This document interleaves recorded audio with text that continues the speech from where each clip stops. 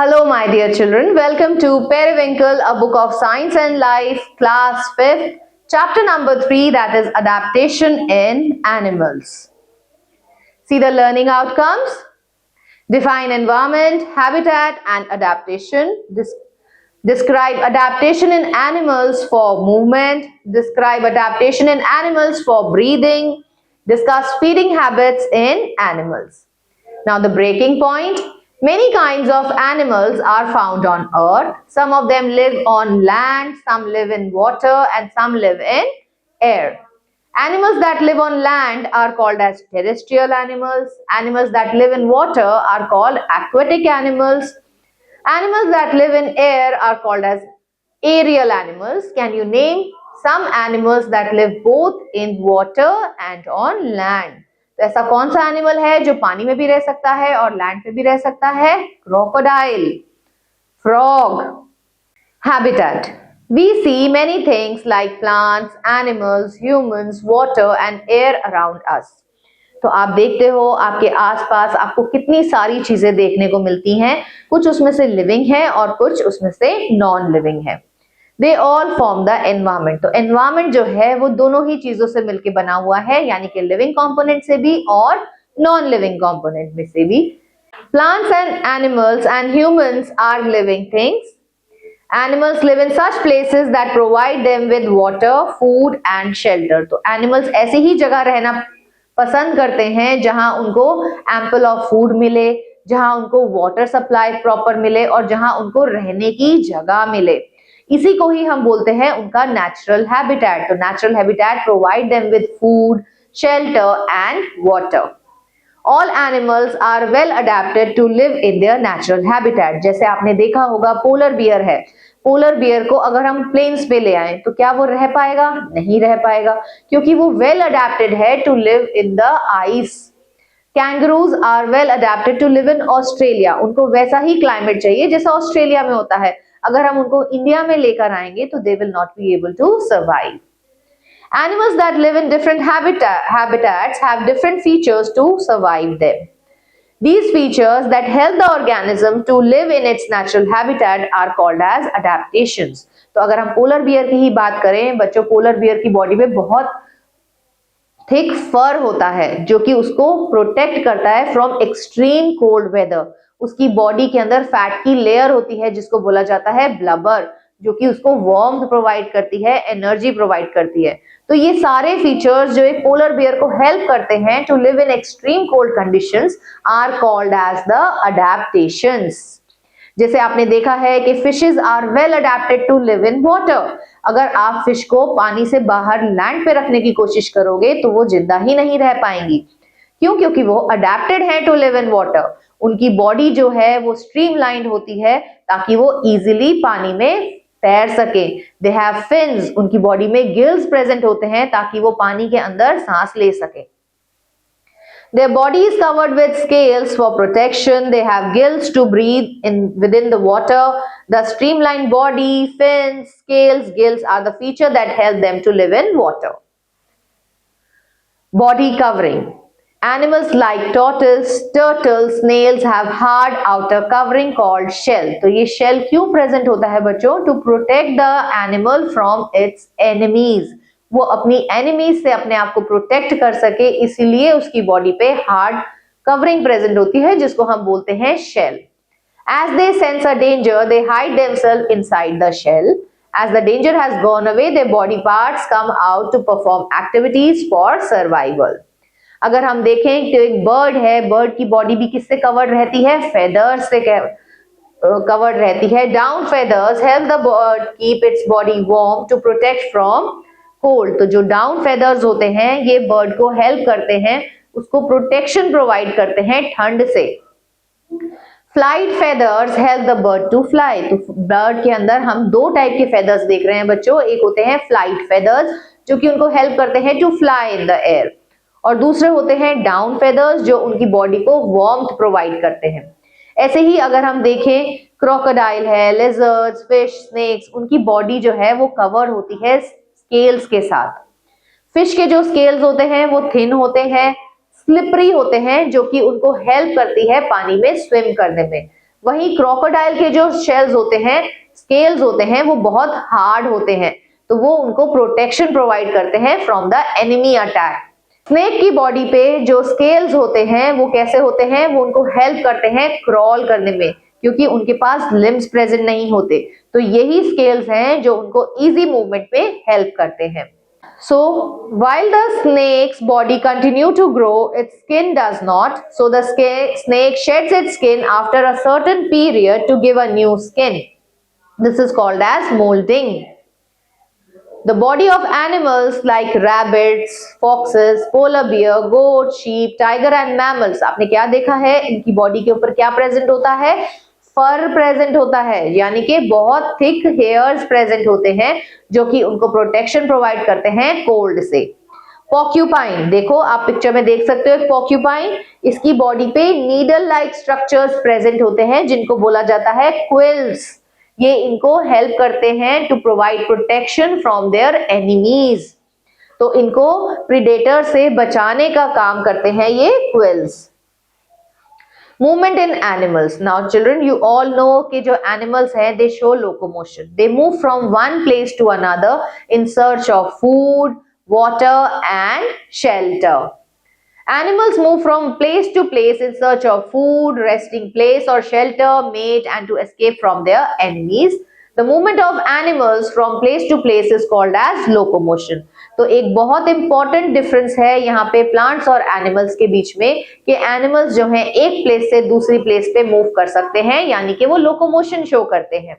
अब लोकोमोशन में कौन कौन से मूवमेंट आते हैं, walking, running, hopping, jumping, leaping, climbing, galloping, pouncing, striding, crawling, swimming and flying.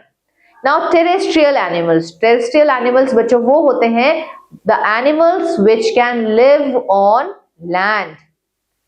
जैसे कि cow, buffalo, camels, elephant, lion, tiger. इनके पास होते हैं 4 limbs for walking. जैसे आप घोड़े में देख सकते हो ना, they have 4 limbs. Camel also has 4 limbs. Dog के पास भी है और चीता के पास भी वही है। Animals like cats, dogs lengthen their stride by walking on their toes. This allow them to run at higher speed. Other animals walk on the tip of their toes, which are normally protected by large nails, या फिर जिनको हम बोलते हैं hooves. Animals like deer, antelope, horses are able to run very fast और वो बहुत ज्यादा डिस्टेंस जो है बहुत जल्दी ही कवर कर सकते हैं। Science in context, all bats have 2 feet and each foot have 5 toes with a strong gasping hooked claw which enable them to hang upside down. Humans walk on 2 feet. आपने देखा है humans भी जो हैं they are categorized as animals, ये भी अपने पैरों पर चल सकते हैं, standing straight up all the time, but some apes and monkeys move this way for short period. Reptiles crawl along the ground as they have short 2 pairs of weak limbs. Their limbs cannot support their body weight. तो इनके जो limbs होते हैं वो इनके body weight को support नहीं कर सकते हैं। They help them to crawl. वो सिर्फ उनको crawl करने में ही help करते हैं। वहीं आपने जब देखा होगा कोई जो crocodile है, अगर वो पानी में है तो वो easily move कर लेता है because of its tail. लेकिन जब वो लैंड पर मूव करता है तो वो अपनी बॉडी को लिफ्ट करता है ताकि वो easily अपने 4 limbs पे वॉक कर सके। A crocodile on land lifts up its body and can run as fast as a man. In water, its powerful tail sweeps back and forth and propels it swiftly through the water. Snakes crawl on the ground and move swiftly. Aquatic animals की अगर हम बात करें जैसे कि fish है या turtles है, पेंगुइन्स है, डक है, ऑक्टोपस है, तो इनके अंदर क्या होता है, they are specially adapted to live in water. Aquatic animals usually have paddles. उनके पास paddles present होते हैं या fins होते हैं legs की जगह। Seals have 4 limbs that they use for moving through water. They have 4 well-developed legs. Their legs or limbs are suited for various movement of their body. Penguins and turtles have strong flippers. इनके पास flippers present होते हैं जो कि act करते हैं as 4 limbs, which they are used to swim. Ducks के पास webbed toes होते हैं बच्चों, इनके जो टोज होते हैं वो वेब्ड होते हैं ताकि ये इजीली पानी को पुश बैक कर सके। Octopus has tentacles that helps it to swim. Insects, अगर हम इंसेक्ट्स को देखें जैसे कि बटरफ्लाई, ग्रासहॉपर, मॉस्किटो या एंट, तो इनके पास बच्चों कुछ ऐसे इंसेक्ट्स होते हैं जिनके पास विंग्स प्रेजेंट होते हैं जिसकी वजह से ये फ्लाई कर सकते हैं, लेकिन कुछ इंसेक्ट्स ऐसे होते हैं जो सिर्फ क्रॉल ही करते हैं। Insects like butterflies, bees, mosquitoes can fly because they have 2 pairs or 4 wings. इनके पास 4 wings present होते हैं या 2 pairs कह सकते हैं हम इनको। All insects have 6 legs. जितने भी insects होते हैं इनके पास 6 legs होती हैं to walk on land.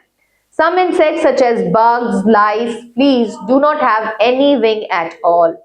Insects like ant and cockroaches crawl on ground. Grasshopper can fly and hop on the ground. Frogs के जो बच्चे 4 limbs होते हैं ये छोटे होते हैं, लेकिन जो इनके hind limbs होते हैं ये काफी बड़े होते हैं, जो कि हेल्प करते हैं इनको हॉप करने में on the ground. The web in their toes, अगर आपने इनके टोज देखे हो तो इन टोज में वेब प्रेजेंट होता है जो कि हेल्प करता है इनको वाटर में मूवमेंट शो करने में। ब्रीदिंग इन एनिमल्स, आप सभी को पता है that all the organisms require oxygen for the breathing purpose. हमें ऑक्सीजन चाहिए ताकि हमारी बॉडी में फूड का ऑक्सीडेशन हो सके, और वहीं हम कार्बन डाइऑक्साइड को एक्सेल आउट करते हैं as a waste material from our body. तो सारे ही ऑर्गेनिजम्स को ऑक्सीजन चाहिए for the purpose of respiration and breathing. Most animals take in oxygen when they breathe. We breathe with our lungs. तो इंसान जो है वो अपने lungs के थ्रू breathe करते हैं। Breathing is a process of inhaling oxygen and exhaling out carbon dioxide. Oxygen in the body breaks down food. तो जैसे हमने अभी बात की थी, ऑक्सीजन क्यों चाहिए हमें? For the oxidation of food. जितना भी खाना हम खाते हैं उसको ब्रेक करना होता है, उसको ऑक्सीडाइज करना होता है, तभी एनर्जी जो है वो रिलीज होती है, और फिर इस एनर्जी से हम दिन के सारे काम कर पाते हैं। Into simpler form to produce energy which we need to perform various activities. Birds have streamlined body to cut through air. तो अगर आप उनकी बॉडी देखो बर्ड्स की तो कैसी होती है? शिप की फॉर्म में होती है या बोट की शेप में होती है, जिसको हम बोलते हैं स्ट्रीमलाइन बॉडी। ये इसलिए ऐसे होती है ताकि they can easily move through the air. They have hollow bones. इनके जो बोन्स होते हैं वो हॉलो होते हैं ताकि उनके अंदर एयर को फिल किया जा सके, इनकी बॉडी जो है लाइट हो जाए और इजिली ये फ्लाई कर सके। Their forelimbs are modified into wings to fly. Some birds such as emu, ostrich and kiwi cannot fly at all क्योंकि इनके पास फ्लाई करने के लिए विंग्स नहीं होते हैं, इसलिए इन्हें फ्लाइटलेस बर्ड्स भी कहा जाता है। Birds can walk, run and climb and perch on trees. Birds like ducks and swans swim in water. Monkeys, squirrels, आपने देखा है ये हमेशा ज्यादातर पेड़ों पर ही रहते हैं, इसीलिए इन्हें बोला जाता है arboreal animals. Animals that spend most of their life on trees are called as arboreal animals. तो मंकी की जो अगर आपने टेल देखी हो तो वो कैसी होती है? वो होती है प्रीहेंसाइल, यानी कि वो उनको हेल्प करती है ताकि वो एक ब्रांच से दूसरी ब्रांच में इजीली स्विंग कर सके, एक ब्रांच से दूसरी ब्रांच में इजीली जंप ऑफ कर सके। Squirrels have sharp clause for climbing. और आपने स्क्विरल की पूंछ देखी है कैसी होती है? बहुत लॉन्ग होती है और बुशी होती है। ऐसा क्यों? क्योंकि वो हेल्प करती है उनकी बॉडी को बैलेंस करने में। They can leap to reach one tree from another. Koala is also an arboreal animal. Lungs, gills, skin and spiracles are the breathing organs in animals. तो जैसे आप humans की बात करो, monkeys की बात करो, तो जितने भी mammals हैं इनके पास होते हैं lungs. Lungs present होते हैं which are the breathing organs in them. Fishes are aquatic animals. Fishes के अंदर जो breathing organs बच्चों हम देखते हैं वो होते हैं gills. लेकिन वेल्स, वहीं अगर हम वेल्स की बात करें वो भी एक्वेटिक एनिमल है, लेकिन whales belong to the category of mammals, इसीलिए उनके पास लंग्स होते हैं। उनकी बॉडी पे, उनके हेड पे लगे होते हैं ब्लो होल्स, जिसकी वजह से वो एयर को इनसाइड ले सकती हैं अपनी बॉडी में और एक्सेल आउट कर सकती हैं। Fishes are aquatic animals. They have gills that help them in breathing. Gills are supplied with blood vessels and are covered with gill slits. तो क्या होता है, पानी उनके बॉडी के अंदर मूव करता है, गिल से पास होता है. गिल्स के पास ब्लड सप्लाई बहुत अच्छी होती है, पानी में से ऑक्सीजन ले ली जाती है और कार्बन डाइऑक्साइड एक्सेल आउट कर दी जाती है. During this process, oxygen is absorbed and diffused in the blood vessels. Organisms like dolphins, whales are mammals. मैंने जैसे अभी आपको बताया था कि ये पानी के अंदर स्विम करते हैं, लेकिन इनके पास गिल्स नहीं होते, इनके पास लंग्स होते हैं for the purpose of breathing. इनकी बॉडी में लगे होते हैं ब्लो होल्स, जो कि हेल्प करते हैं ऑक्सीजन को अंदर लेने में और कार्बन डाइऑक्साइड को एक्सेल आउट करने में. जो इंसेक्ट्स होते हैं उनकी बॉडी में बच्चों टाइनी होल्स प्रेजेंट होते हैं, जिसको बोला जाता है स्पाइरिकल्स. इन्हीं स्पाइरिकल्स के थ्रू एयर अंदर एंटर करती है और कार्बन डाइऑक्साइड बाहर फेंक दी जाती है. The carbon dioxide is carried by the trachea and expelled out through the spiracles. Frogs, क्योंकि ये लैंड पे भी रहते हैं और पानी में भी रहते हैं, इसीलिए ये रेस्पायर करते हैं with the help of their moist and slimy skin, जो कि इनको पानी में भी हेल्प करती है रेस्पायर करने में. On land the exchange of gases in frog takes place through lungs. तो ये लंग्स के, इनके पास लंग्स भी होते हैं ताकि ये इजिली रेस्पायर कर सके लैंड पे, और इनके पास मॉइस्ट स्किन होती है जिसकी वजह से ये रेस्पायर करते हैं पानी में. वहीं अगर हम फ्रॉग के यंग वन की बात करें, यानी कि टैडपोल की बात करें, तो टैडपोल के पास प्रेजेंट होते हैं gills for the purpose of respiration. Earthworms breathe through their skin.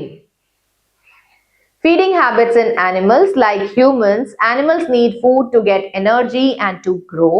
All animals do not eat the same type of food.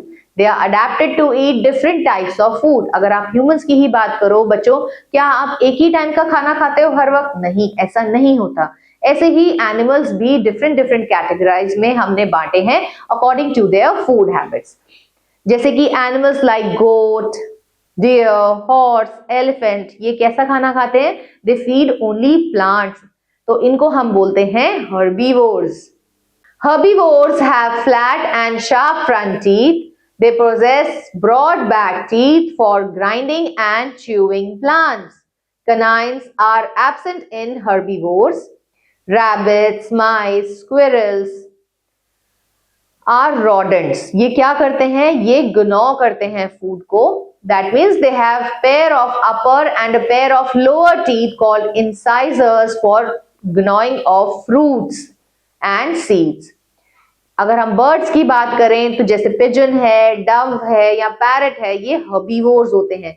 लेकिन कुछ बर्ड्स ऐसी भी होती हैं जो कार्निवोर्स होती हैं, स्कैवेंजर्स भी होती हैं, like vultures. Pigeons have short and strong beak to pick grains up. और पैरट की वहीं अगर आप देखो तो उसकी चोंच कैसी होती है? उसकी होती है स्ट्रॉन्ग शार्प हुडेड बीक, ताकि वो नट्स को इजीली क्रैक कर सके और फ्रूट्स को कट कर सके. Animals like lion, wolves, tigers, cheetah. अब ये एनिमल्स कैसे हैं? ये वो एनिमल्स हैं जो सिर्फ और सिर्फ फ्लैश ऑफ अदर एनिमल्स खाते हैं, इसीलिए इन्हें हम बोलते हैं carnivores.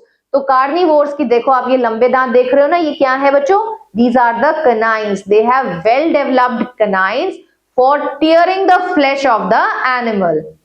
They have long pointed teeth near the front of their jaw for tearing flesh. Eagles, owl, hawks are carnivore birds. They have sharp hooded beak to tear the flesh apart. Birds like herons and cranes eat fish. तो उनकी beak कैसी होती है? उनकी beak होती है लंबी, ताकि वो इजीली पानी में से इनको निकाल सके. They have legs and neck and a long sharp beak to catch the fish. Animals like jackals, hyenas and vultures, ये कैसे ऑर्गेनिजम्स को ईट करते हैं? ये डेड ऑर्गेनिजम्स को ईट करते हैं, इसीलिए इन्हें हम बोलते हैं scavengers. Animals like dog, bears, peacock, crows eat both plants and animals. तो हम भी humans भी जो बच्चों वो plants और animals दोनों को ही खा सकते हैं, इसलिए हमें किसमें कैटेगराइज किया जाता है? Omnivores में. They have sharp incisors for biting plants and large canines for tearing flesh. They also possess broad teeth at the back for chewing bones. और अगर हम इंसेक्ट्स की बात करें जैसे कि बटरफ्लाई है, मस्कीटोज है, तो उनके पास नीडल लाइक ट्यूब होती है जिसको बोला जाता है प्रोबोसिस, जिसकी वजह से बटरफ्लाईज जो हैं वो नेक्टर सक कर सकती हैं और मस्कीटोज जो हैं वो ब्लड को सक करते हैं। Migration is the long journey. बच्चों माइग्रेशन में क्या होता है, बर्ड्स हैं, एनिमल्स हैं, ये एक प्लेस से दूसरी प्लेस में जाते हैं इन सर्च ऑफ फूड या फिर to escape the harsh weather conditions. तो बर्ड्स, एनिमल्स ये माइग्रेशन शो करते हैं और जब इनकी अपनी हैबिटेट में, नेचुरल हैबिटेट में फेवरेबल कंडीशंस रिटर्न होती हैं तो ये भी वापस वहीं आ जाते हैं। Migration is a long journey made by a group of animals in nature. It occurs around the same time every year. Animals who migrate typically remain in their new habitat for several weeks. अपने नए habitat में काफी time तक रहते हैं, लेकिन जब इनके अपने natural habitat में favorable conditions return करती हैं तो ये वापस से अपने natural habitat में वापस आ जाते हैं। There are different types of migratory animals. Animals migrate for different reasons. अब क्या क्या रीजन है भाई, एक तो हो गया to escape the harsh weather condition, दूसरा for the purpose of giving birth. कुछ एनिमल्स या फिशेस ऐसी होती हैं जो माइग्रेशन शो करती हैं just to go and give birth to their children. Many animals migrate to survive and find what they need to live and to reproduce. In winter season, Siberian cranes Siberia से India आ जाती हैं winter season में, इतनी दूर तक का ये रास्ता पार करती हैं just to escape the extreme climatic conditions of the Siberia. Canadian geese fly south from winters each year to avoid the frozen lakes and ponds. In summers they return north for the summers to breed and nest. जो गीज होती हैं बच्चों, इनका जो flying motion होता है उसको बोला जाता है वी फॉर्मेशन। आप कभी भी देख सकते हो ये वी की फॉर्म में फ्लाई करती हैं। This allow them to save energy and fly around 600 miles in a day. Monarch butterflies spend their summers in Canada and United States और फिर उसके बाद ये माइग्रेट कर जाती हैं मेक्सिको में each fall.